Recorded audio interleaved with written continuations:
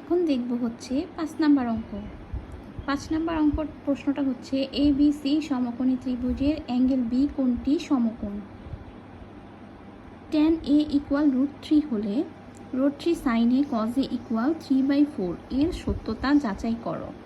অর্থাৎ ABC একটি সমকোণী ত্রিভুজ এবং সেই ত্রিভুজের আমার সমকোণ হচ্ছে অ্যাঙ্গেল B কোণ, আর tan A = √3 দেওয়া। আমার এই জিনিসটার সত্যতা যাচাই করার জন্য বলা হয়েছে। ফার্স্টে আমি শুরু করব কিভাবে লিখব, দেওয়া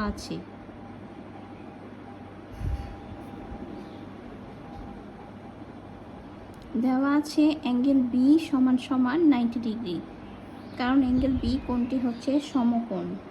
তারপর দেওয়া আছে হচ্ছে tan A = √3। এখন আমি একটা সমকোণী ত্রিভুজ আঁকবো। সমকোণী ত্রিভুজের এটা হচ্ছে অ্যাঙ্গেল B কোণ, যেটা সমকোণ।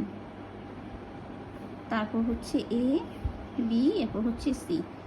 এখানে লিখলাম কেন? এখানে বলা আছে tan A = √3, অর্থাৎ A হচ্ছে সূক্ষ্মকোণ।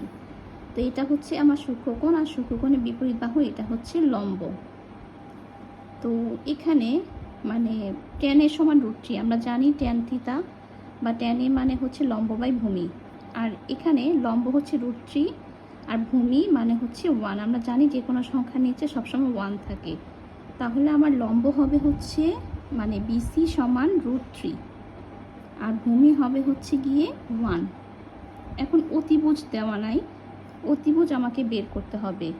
তো পিথাগোরাসের উপপাদ্য অনুসারে আমরা অতিভুজটা বের করে নিতে পারবো।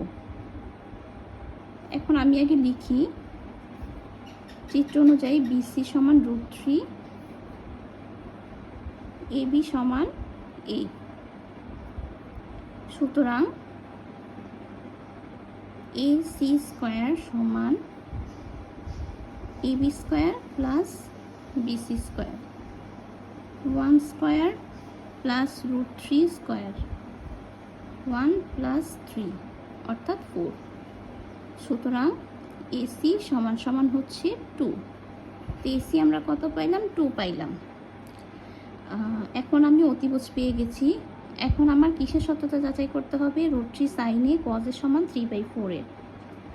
এখন আমরা লিখব যে sin A আমরা জানি sin A মানে হচ্ছে লম্ব বাই অতিভুজ। এখানে লম্ব হচ্ছে √3 আর অতিভুজ হচ্ছে 2, অর্থাৎ √3/2। এরপর আছে হচ্ছে cos A। cos A কত? cos A হবে ভূমি বাই অতিভুজ, অর্থাৎ ভূমি হচ্ছে 1, অতিভুজ হচ্ছে 2, হাফ। এখন আমি এই জিনিসটা যাচাই করব। তো আমার তো নিচে জায়গা না, আমি এখানে লিখছি √3 sin A cos A = √3। sin A হচ্ছে √3/2, cos A হচ্ছে হাফ। √3 গুণ দিলে হবে 3, আর 2 দুগুণে হবে 4। তো এই যে 3/4 আমি পেয়ে গেছি। তো সুতরাং সত্যতা যাচাই হলো, সত্যতা যাচাই করা হলো।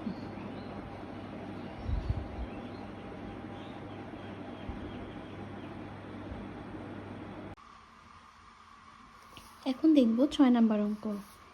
6 নাম্বার অঙ্কের প্রশ্নটা হচ্ছে প্রমাণ করো।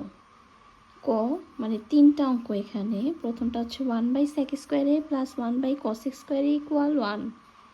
2 নাম্বারটা হচ্ছে 1/cos² A - 1/cot² A = 1।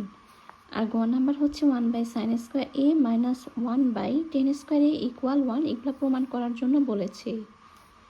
সমাধানে চলে যাই। প্রথমে সমাধানে লিখব বাম পক্ষ মানে ক নাম্বার, যেটা বাম পক্ষ দিয়ে এখানে যেটা আছে মানে 1/sec² A + 1/cos² A, এটা লিখবো। এটা সমান 1 প্রমাণ করতে হবে। 1/sec² A 1/sec² A আমরা জানি cos² A মানে হচ্ছে গিয়ে 1/sec² A। তাহলে আমরা 1/sec² A এর জায়গায় লিখতে পারি হচ্ছে cos² A। ঠিক সেমভাবে 1/cosec² A, কোসেকের সাথে রিলেশন হচ্ছে sin A, অর্থাৎ 1/cosec মানে হচ্ছে sin A। তাহলে আমি কি লিখতে পারি? sin² A। আর আমরা এই সূত্রটাও জানি যে কজ স্কোয়ার এ প্লাস সাইন স্কোয়ার এ ইকুয়াল হচ্ছে 1, অর্থাৎ মানে 1/sec স্কোয়ার এ প্লাস 1/cos স্কোয়ার এ ইকুয়াল 1 প্রমাণ করা হলো। ডান পক্ষ। তো সুতরাং 1/sec স্কোয়ার এ প্লাস 1/cos স্কোয়ার এ ইকুয়াল 1। এবার খ নাম্বার, খয়ে দেওয়া 1/cos স্কোয়ার এ মাইনাস 1/cot স্কোয়ার এ ইকুয়াল 1। বাম পক্ষ দিয়ে আমি লিখব যে 1/cos স্কোয়ার এ মাইনাস 1/cot স্কোয়ার এ। তো আমরা জানি 1/cos মানে হচ্ছে সেকের সাথে রিলেটেড, অর্থাৎ 1/cos স্কোয়ার এ লিখতে পারি হচ্ছে আমরা সেক স্কোয়ার এ।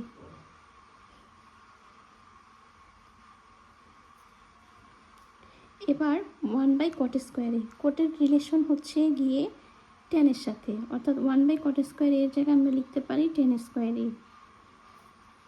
আর সেক স্কোয়ার এ মাইনাস 10 স্কোয়ার এ সূত্র অনুযায়ী আমরা জানি হচ্ছে 1, অর্থাৎ ডান পক্ষের সাথে মিলে গেছে। তো বাম পক্ষ সমান সমান ডান পক্ষ। তো সুতরাং লিখতে পারি 1/cos স্কোয়ার এ মাইনাস 1/cot স্কোয়ার এ ইকুয়াল 1। এবার দেখব গ নাম্বার। গ নাম্বারের প্রশ্নটা কি? গ নাম্বারে লিখব বাম পক্ষ সমান, প্রশ্নটা হচ্ছে 1/sin স্কোয়ার এ মাইনাস 1/10 স্কোয়ার এ, 1/sin স্কোয়ার এ মাইনাস 1/10 স্কোয়ার এ। 1/sin আমরা জানি সাইনের সাথে কোসেকের রিলেশন, মানে সাইন কোসেকের বিপরীত, আবার কোসেক সাইনের বিপরীত, অর্থাৎ 1/sin স্কোয়ার এ মানে কোসেক স্কোয়ার এ।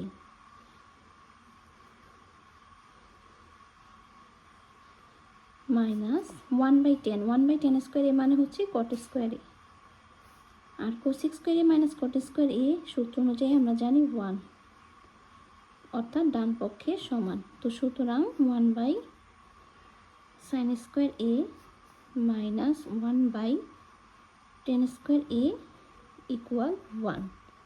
এই হচ্ছে আমাদের প্রমাণ।